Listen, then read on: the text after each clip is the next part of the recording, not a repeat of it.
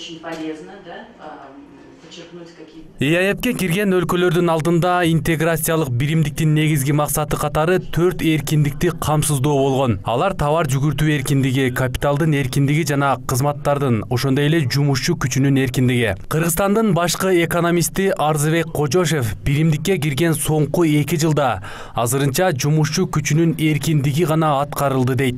Бүгүнкү күндө 2006 жылдын жыйынтыгы боюнча интеграция өзүнүн жакшы үзүрлөрүн, жакшы жемиштерин берди деп айтсак болот. Биринчиден бул биздин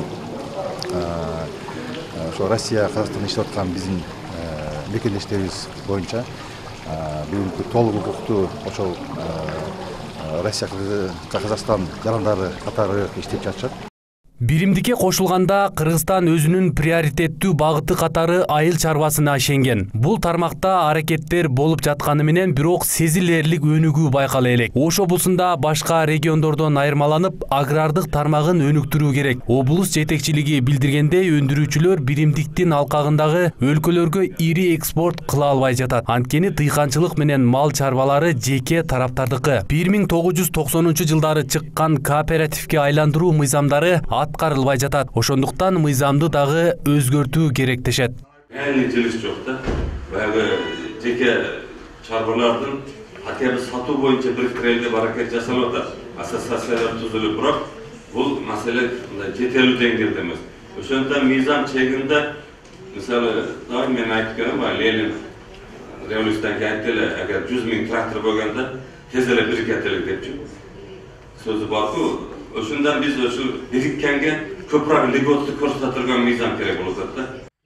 Айыл чарбасы өлкөнүн ички дүң продукциясынын 15%-ын түзөт. Айыл чарба өндүрүмдөрүн экспорттоо акыркы 5 айда 129,3%-га өскөн. Айыл чарба министрлигинин маалыматына караганда, учурда 80ге жакын ишканалардын реестри түзүлүп, орус казак айыл чарба министрлигине тизмелери жиберилген. Экспорттоо алдында алардын товарлары кыргыз-казак чек арасындагы лабораториядан өтүшөт. Өткөн жылы казак тарап кыргыз товарларын өткөрбөй бир топ тоскоолдуктар болгон. Быйыл мындай маселе болбойт деп өкмөт ишендирет. Быйыл ушул суроолор болушу мүмкүнбү? Болушу мүмкүн, себеби дегенде 2017 жылдын 1-июндан баштап мында бирдиктүү требование кирип атат. 5 Евразиялык экономикалык комиссиянын 5 решениясы бар. Ошол решение негизинде биздин дыйкандар сөзсүз түрдө сыртка экспорттогондо ветеринардык лабораториянын сырткары декларация алыш керек. Бул маселе бардыгы бүгүнкү күндө чечилген. Бизде лабораториялар бар. Ошо декларация бере тургандагы стандарт борборлору бүгүндө иштеп жатат. Экономика министрлиги билдиргендей, Орусиядан бөлүнгөн $500 миллион 234 миллион долларына 724 долбоор жактырылды. Мындан сырткары казак тарап менен $100 миллион боюнча макулдашууга кол коюлган. Алар бажы инфраструктурасын оңдоого жана техникалык жабдууга сарпталат. Эми өлкөдөгү ар бир райондорго логистикалык борборлорду курууга каржы булагы изделүүдө. Айыл чарба министрлиги кошумчалагандай, 2016 жылы Кыргызстандан 450 000 тонна айыл чарба продукциялары экспорттолгон. Алардын көпчүлүгү жашылча жемиштер. Арген Нуров, Шахрух Эминжанов, Ош Пирим жаңылыктары.